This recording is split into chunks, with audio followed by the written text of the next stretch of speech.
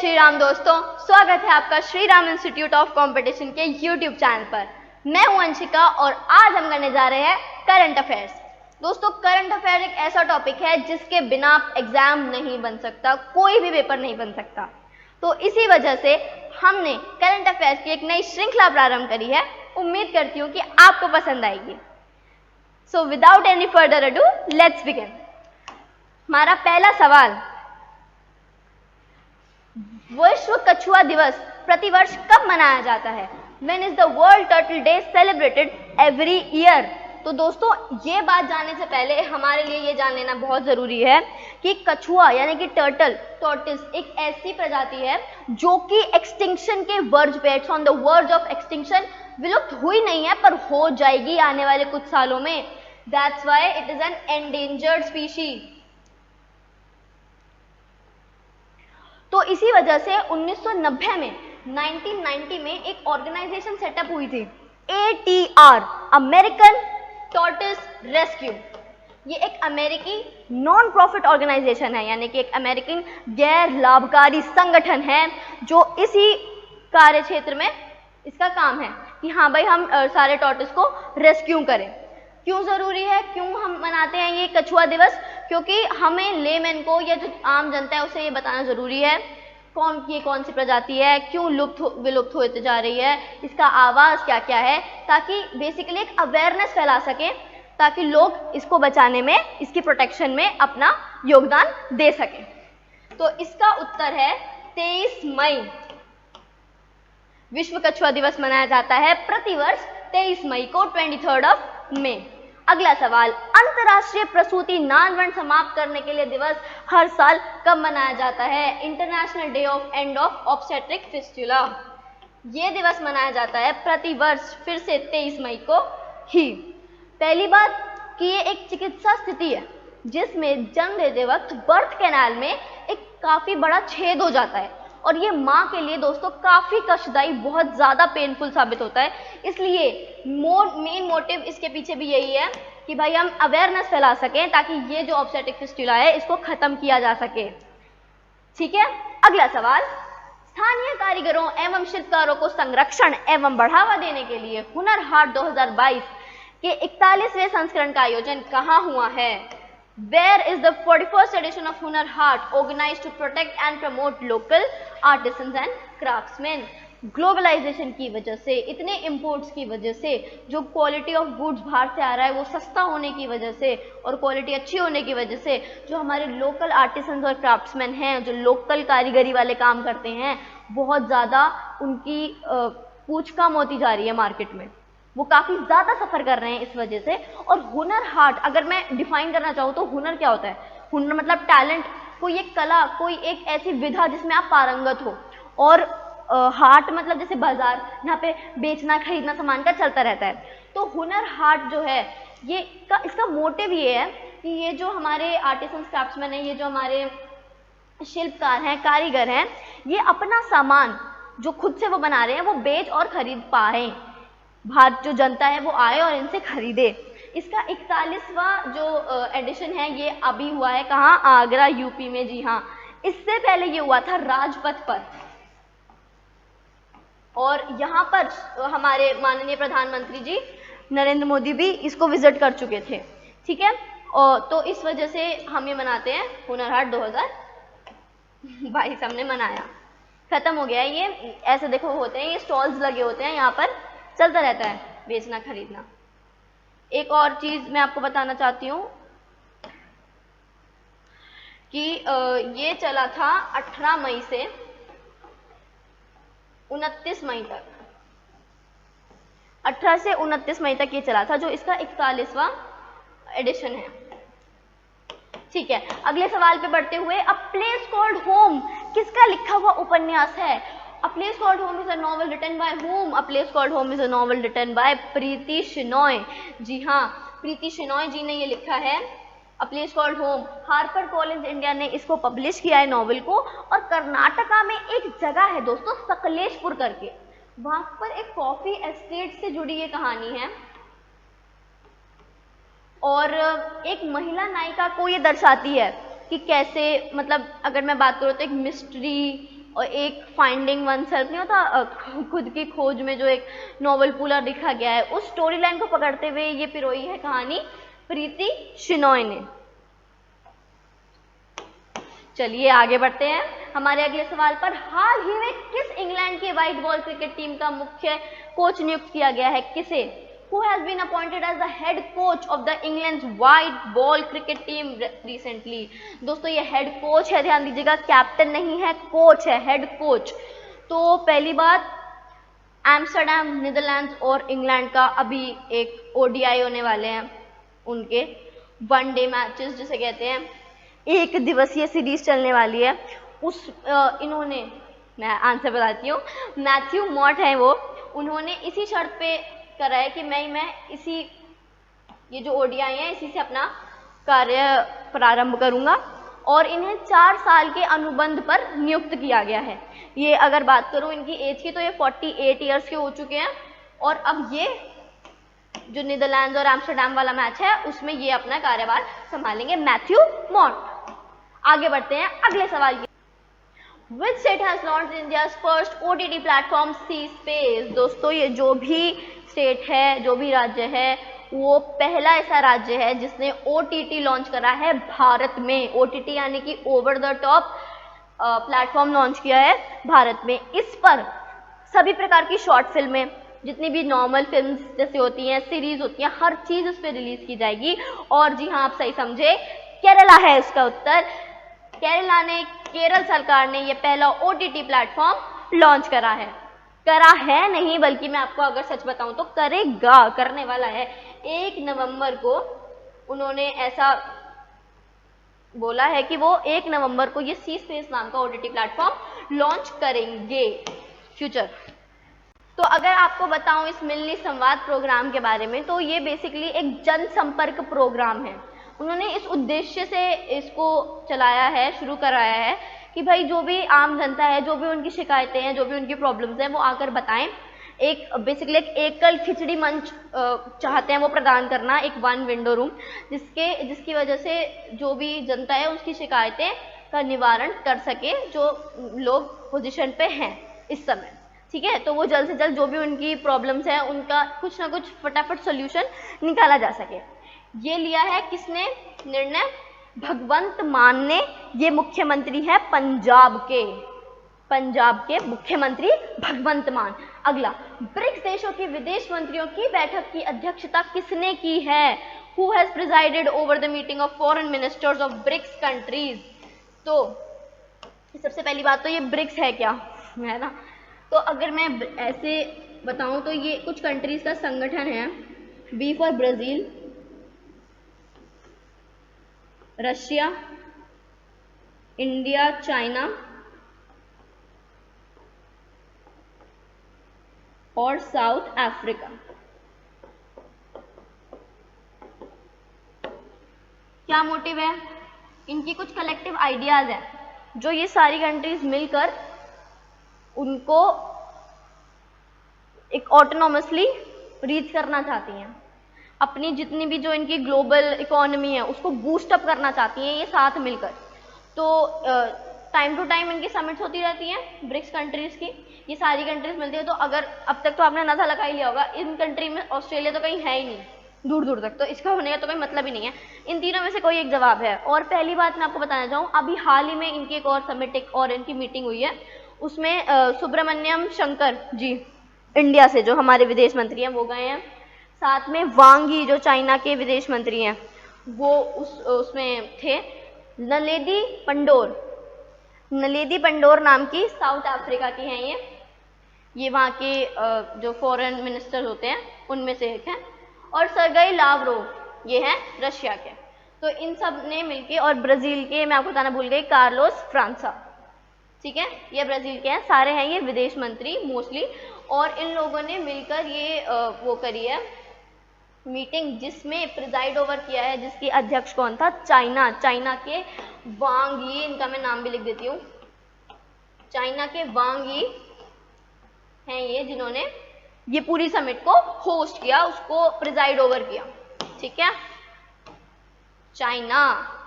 Okay, तो अप्रैल 2022 में WPI मुद्रास्फीति कितने प्रतिशत के रिकॉर्ड उच्च स्तर पर है?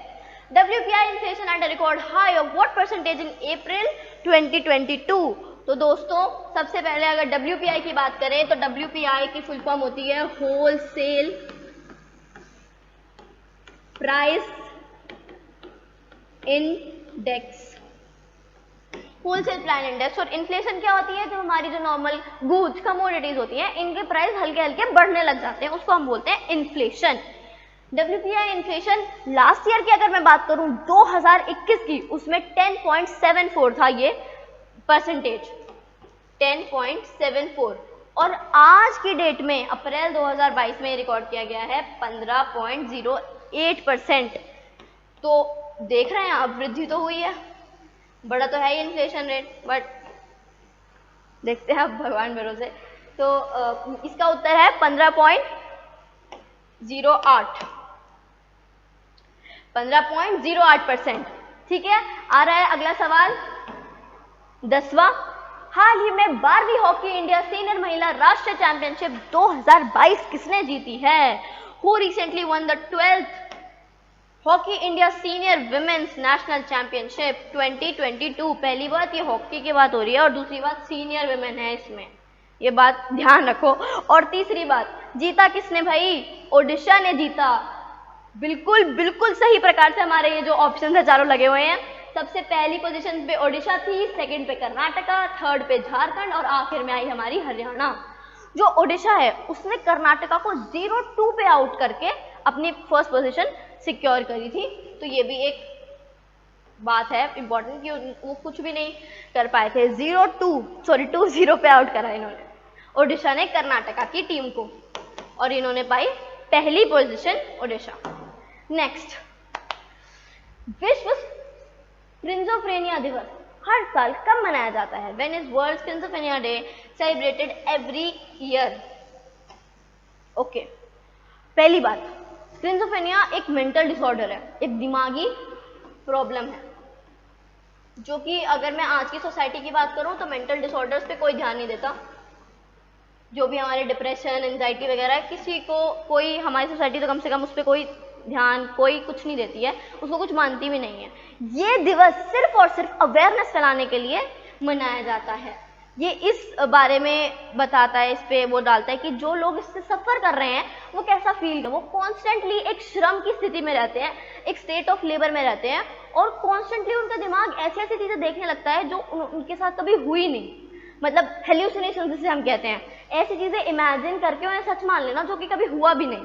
ठीक है, तो एक कॉम्प्लेक्स, एक सीवियर, एक बहुत ही बुरी बीमारी है मैं जिसे कहूँ, और इसके बारे में अवेयरनेस फैलाई जाती है। जो नॉर्मल फंक्शनिंग होती है ब्रेन की, जैसे नॉर्मल ब्रेन फंक्शन करता है, बिल्कुल नहीं कर पाता एक बार ये डिजीज हो जाए किसी इंसान को। ठीक है, तो आगे बढ़ते हुए ये मनाया जाता है 24 मई को हम मनाते हैं वर्ल्ड स्किज़ोफ्रेनिया डे, जो कि एक मेंटल डिसऑर्डर के प्रति अवेयरनेस बढ़ाने के लिए।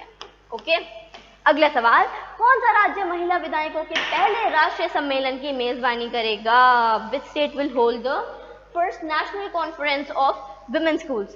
पहली बात तो ये कि जितनी भी हमारी देश में लेजिस्लेटिव बॉडीज हैं, जितनी भी लोकसभाएं हैं, राज्यसभाएं हैं, विधान परिषद, जितनी भी मतलब हर लेवल की, यूनियन लेवल से जो स्टेट लेवल होता है, हर की सारी महिलाएं जितनी भी उनमें पार्ट हैं, सब इसका हिस्सा होंगी, सब इसमें भागीदारी लेंगी अपनी।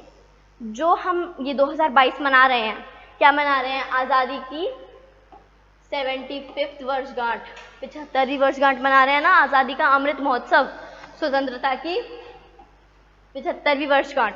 तो उसके अंतर्गत जो हमारी सरकार है वो काफ़ी सारी प्रतियोगिताएं, काफ़ी सारी ये स्कीम्स वगैरह, गेम्स वगैरह कॉन्टिन्यूसली कर रही है। स्कूल लेवल के किड्स के लिए भी, कॉलेज लेवल भी, हर चीज़ चला रही है। तो ये जो एक नेशनल कॉन्फ्रेंस है, ये भी इसी के अंतर्गत सरकार ने फैसला लिया है। रामनाथ कोविंद जी जो हमारे प्रेसिडेंट है, उन्होंने इसकी अनाउंसमेंट करी थी अभी रिसेंटली।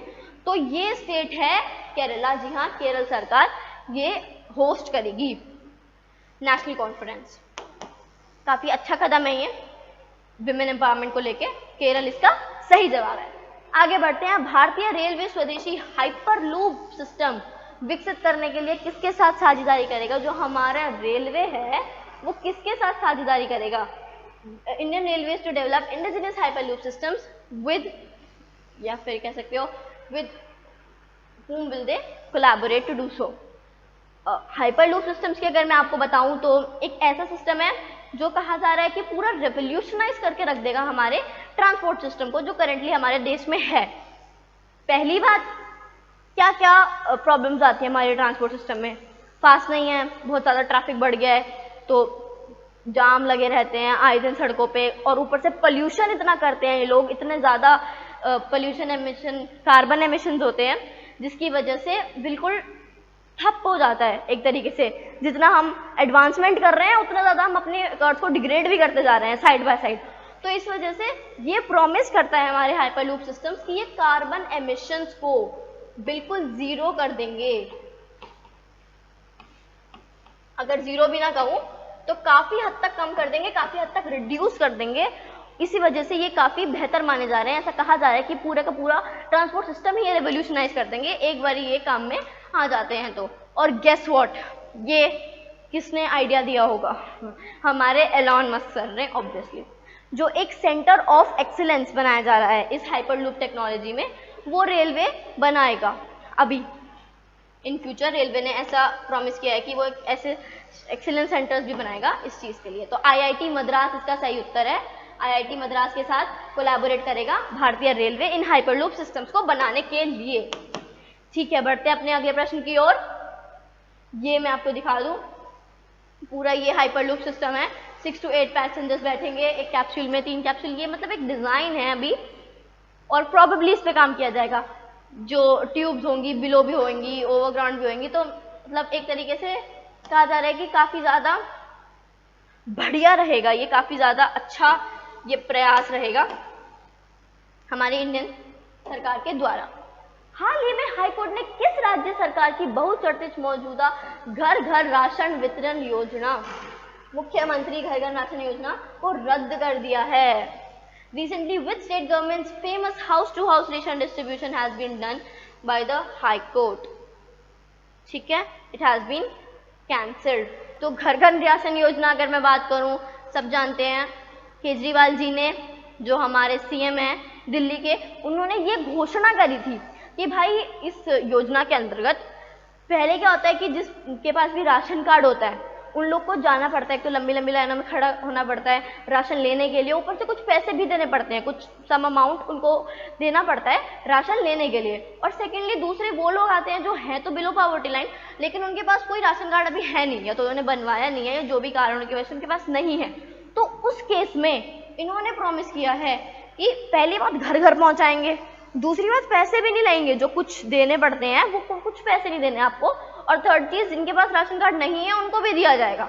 ऐसा कहा है हमारे सीएम ने, कहा था मतलब, लेकिन फिर हाईकोर्ट ने कैंसिल कर दिया। उन्होंने बोला ये स्कीम आप नहीं चला सकते। उसके बाद उन्होंने कहा कुछ टाइम में कि हाँ भाई आप चलाओ, लेकिन सेंट्रल गवर्नमेंट जो भी अनाज वनाज देगी उससे नहीं, आपको अपना चलाना है, मोस्ट वेलकम, चलाओ अपनी घर घर योजना बांटो, जो भी आपको राशन वाशन बांटना है, लेकिन जो सेंट्रल गवर्नमेंट है उससे आपको कोई लेना देना नहीं होगा, आप अपने बेसिस पे चला सकते हैं, मोस्ट वेलकम, चलाइए। तो ये हम जानते हैं केजरीवाल जी ने करा था, तो दिल्ली इसका उत्तर है। हाई कोर्ट ने दिल्ली सरकार के इस हाउस रेशन डिस्ट्रीब्यूशन को कैंसिल कर दिया है। अगला सवाल, हाल ही में पंजाब कैबिनेट ने चावल प्रौद्योगिकी सीधी बुवाई का उपयोग करके धान उगाने वाले किसानों के लिए कितने रुपए प्रति एकड़ प्रोत्साहन को अधिकृत किया है? Recently, the Punjab cabinet has authorized an incentive of how much rupees per acre for the farmers growing paddy using direct sowing of rice technology. पहली बात तो ये direct sowing of rice technology है क्या? इसमें मैं अगर आपको एक सेकंड दिखा भी देती हूँ, इसका उत्तर आप देख लीजिए, 1500 रुपये प्रति एकड़ है। और ये ऐसा कुछ होता है, पहले से जर्मिनेट करे हुए सीड्स होते हैं इस ड्रिल के अंदर, और जैसे कि आप देख रहे हैं ये डायरेक्टली इसको उसके अंदर ड्रिल कर देते हैं सीड्स को, ये डायरेक्ट सो कर देते हैं। पहले से जर्मिनेटेड सीड्स होते हैं, उनको ले जाके बस ये एक ट्रैक्टर होता है और पीछे से ये मशीन उसमें फिट करी होती है। ट्रैक्टर बेस्ड मशीन्स हैं ये बेसिकली, और इनके द्वारा ये सॉइल में ड्रिल करके घुसा दिया जाता है डायरेक्ट सोइंग मेथड से राइस को उगाने के लिए बेसिकली। क्यों ऐसा करा जा रहा है? क्योंकि वहाँ का जो वाटर लेवल है, जो ग्राउंड वाटर लेवल है, काफ़ी कम होता जा रहा है। तो ये जो डायरेक्ट सोइंग मेथड है ये काफ़ी तरीकों से बहुत अच्छा है। पहली बात तो जो लेबर का कॉस्ट है, जो कैपिटल इन्वेस्टमेंट जितना भी है कुछ, वो बहुत सब कुछ रिड्यूस हो जाता है, और ग्राउंड लेवल कम है, और ये चीज़ पानी भी कम यूज़ करती है। ठीक है, तो एक तरीके से काफ़ी बेहतर है उनकी जियोग्राफिकल देखते हुए कि हाँ भाई पानी कम हो रहा है तो ये पानी भी कम यूज़ करती है। दूसरी चीज़ पैसे भी आपको कम लगाने पड़ रहे हैं, एक बार आपने ये खरीद लिया। तीसरी चीज़ लेबर का कॉस्ट भी आपको कम पड़ रहा है। तो हर तरीके से ये बहुत अच्छा है। तो इस वजह से ही जो सरकार है वो फोर्स कर रही है फार्मर्स को कि आप ये मेथड को अपनाओ अपने राइस, अपनी पैडी उगाने के लिए। तो जो भी ये कर रहा है उसको वो 1500 रुपये प्रति एकड़ दे रही है पैसे, और अभी तक 450 करोड़ रुपए दे चुकी है यहाँ की सरकार।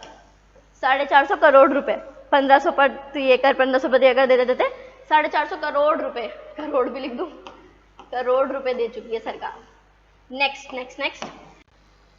तो दोस्तों अगला सवाल, भारत के किस निजी एरोस्पेस कंपनी ने भारत के पहले प्राइवेट रॉकेट इंजन विक्रम 1 की सफलतापूर्वक परीक्षण किया है? Which Indian private aerospace company has launch India first private rocket engine, जिसका नाम विक्रम 1 है, विक्रम 1 है, और इसकी पूरी तरीके से इसकी प्रशिक्षण हो चुका है, टेस्ट्स हो चुके हैं, बहुत अच्छी तरीके से यह पार हो चुका है। पहली बात ये कि इसके 3 सॉलिड फ्यूल पावर स्टेजेस हैं, जिसका लास्ट स्टेज का इन्होंने नाम रखा है, जो थर्ड स्टेज लास्ट स्टेज है उसका नाम इन्होंने रखा है कलाम 100। कलाम 100 उन्होंने नाम रखा है, एक तरीके से हमारे सर APJ अब्दुल कलाम को ट्रिब्यूट देने के लिए, उनकी रिस्पेक्ट में उन्होंने ये नाम रखा है। वो भी एक बहुत बड़े एरोस्पेस इंजीनियर रह चुके हैं, साइंटिस्ट रह चुके हैं, प्रेसिडेंट भी रह चुके हैं हमारे, तो हर तरीके से उनको सैल्यूट किया है। एक बात और, 225 kg का पेलोड, किलोग्राम्स की बात हो रही है, 225 किलोग्राम का पेलोड को ये 500 किलोमीटर तक की ऊंचाई तक फेंक सकने की क्षमता रखता है ये हमारा रॉकेट इंजन। ठीक है, 500 किलोमीटर ऊपर, सोचो 500 किलोमीटर ऊपर तक ये फेंक सकता है 225 किलो के पेलोड को। तो काफी अच्छी टेक्नोलॉजी का इस्तेमाल करके काफी बढ़िया ये बनाया है। किसने? Skyroot Aerospace private limited ने। Skyroot Aerospace private limited Hyderabad की है ये, इन्होंने ये सफलतापूर्वक बनाया है। न्यू डेवलपमेंट बैंक संयुक्त रूप से किस समूह द्वारा स्थापित की गई एक बहुपक्षीय विकास बैंक है? New development bank is a multilateral development bank jointly established by which group? इस ग्रुप की बात मैं शुरू में भी कर चुकी हूँ।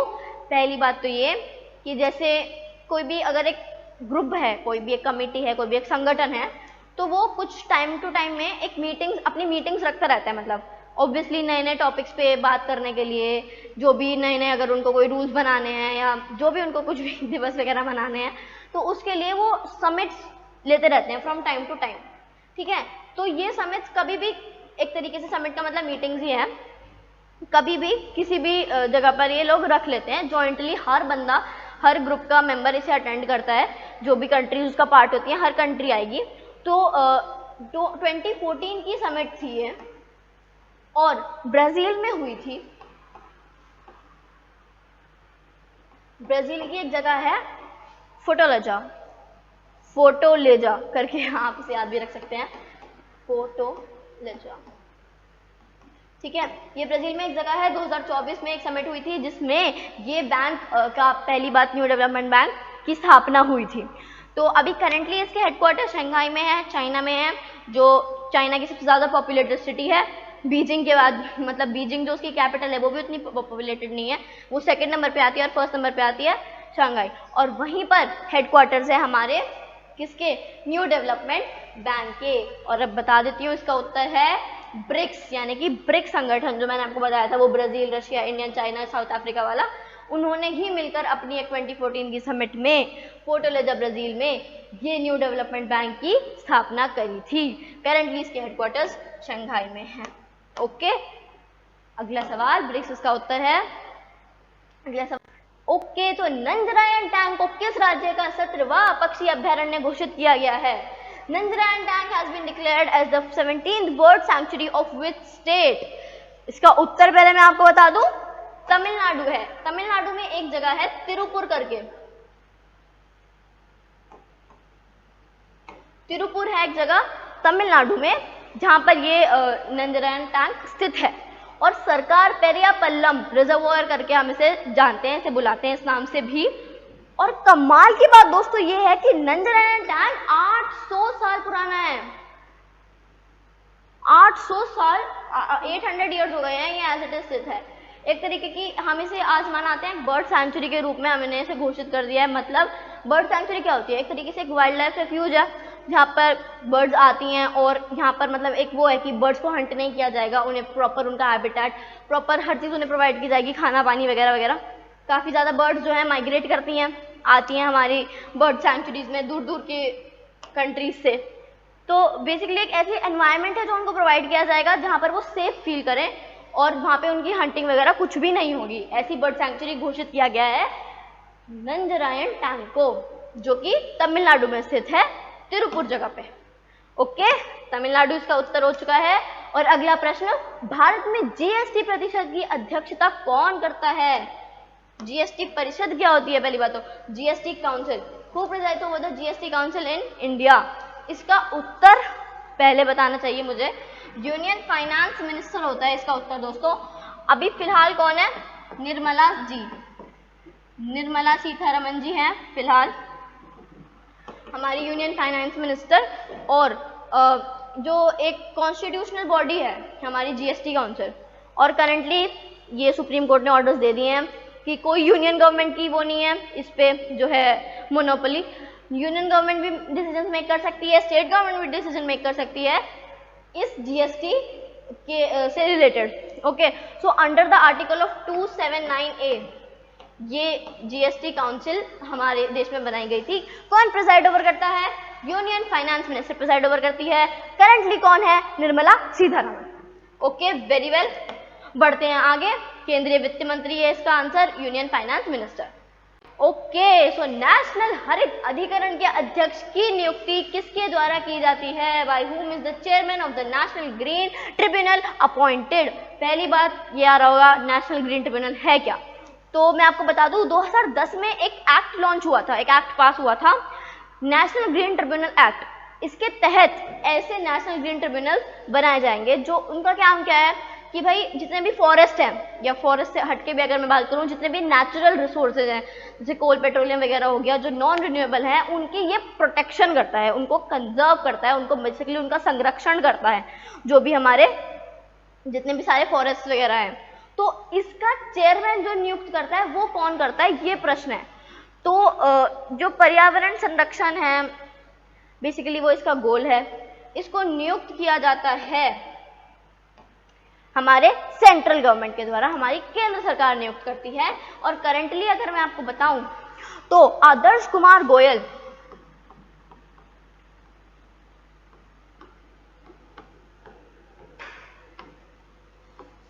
हैं हमारे करंट नेशनल ग्रीन ट्रिब्यूनल के चेयरमैन।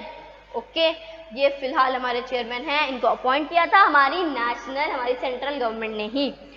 फाइनली आगे बढ़ते हैं, ये बेसिकली आज का हमारा लास्ट प्रश्न होने वाला है। विश्व थायराइड दिवस, वर्ल्ड थायराइड डे, हर साल कब मनाया जाता है? When is the world thyroid day celebrated every year? एक सेकेंड, इसका उत्तर है 25 मई। दोस्तों हर साल 25 मई को हम ये मनाते हैं। थायराइड बेसिकली थायराइड एक ग्लैंड होता है जो इस रीजन में हमारे नेक में पाया जाता है। बहुत एंडोक्राइन एक्सोक्राइन ग्लैंड होता है, मतलब कि हर तरीके के हार्मोन्स भी सिक्रीट करता है, जूसेस भी सिक्रीट करता है। और थायराइड से जुड़ी काफ़ी सारी समस्याएं आजकल के समाज में उभरती जा रही हैं।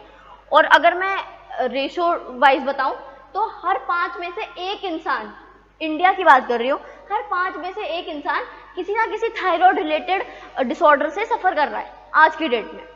तो इसी चीज़ से ऑब्वियसली फिर से लोगों की में अवेयरनेस बढ़ाने के लिए, लोगों को अवगत कराने के लिए कि थायराइड भी एक ऐसी बीमारी है भाई, इससे जुड़ी, थायराइड ग्लैंड से जुड़ी। सो प्लीज़ करिए कुछ इसका, जिनको है वो प्रॉपर मेडिकेशंस लीजिए। ऐसे भी माना जाता है कि 50% जनता को पता ही नहीं है कि हमें थायराइड है। 50% ऐसे लोग हैं जिनको ऑलरेडी थायराइड की प्रॉब्लम है और उनको पता ही नहीं है कि भाई हमें ऐसे है, क्योंकि प्रॉपर उन्होंने कभी जांच वगैरह अपनी नहीं करवाई है, जो करानी काफ़ी ज़रूरी है। तो इसी वजह से हम वर्ल्ड थायराइड डे मनाते हैं हर साल 25 मई। तो यही थे हमारे अब तक के करंट अफेयर्स दोस्तों। Make sure to subscribe the channel और प्लीज़ लाइक करना और कमेंट करके मुझे बताना कि आपको कैसी लगी हमारी करंट अफेयर्स की श्रृंखला, ताकि मैं फिर से टाइम टू टाइम नए नए करंट अफेयर्स आप लोगों के लिए ला सकूं, so that you don't miss on anything. Okay, so I am signing off. Thank you so much. जय श्री राम।